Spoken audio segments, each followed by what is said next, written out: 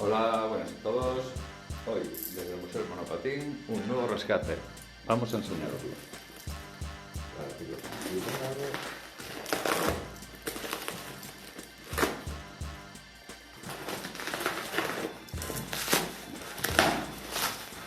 Vamos a ver de qué modelo se trata. De momento, ruedas del 75 al 77 de rodamientos de bolas sueltas. Esto de hierro, esto es número 2, laminado.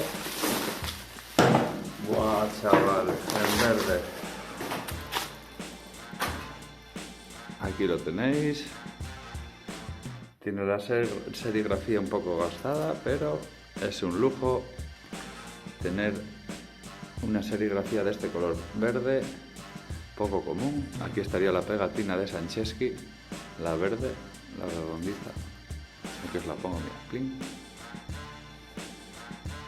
Son muy guapos, mira, aquí está el azul. Hay un número 2 y número 3, no son muy comunes de ver en este color. Pero bueno, mira, este es el hermano. Es un logo muy guapo.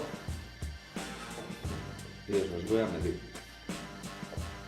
Del color verde sí que se mandaron bastantes monopatines por España y por fuera, sobre todo por Francia y Canarias, en este tono de verde, pero la verdad que se recuperan muy pocos. 65 centímetros de largo, el número 3, 65 y medio, perdón. Y el corto, 60 y medio. Una diferencia entre el 2 y el 3. Llevan el mismo tipo de rueda, de la misma década. Mirad qué bien van.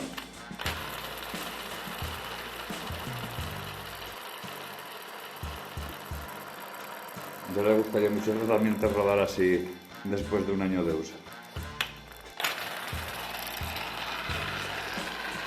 La madera laminada. Pues el modelo está muy buscado. Sí que más gusta. Y a mí me gusta este muchísimo.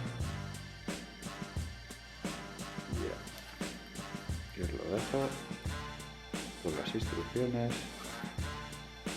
Espero que os haya gustado. Larga vida al monopatín. Yeah.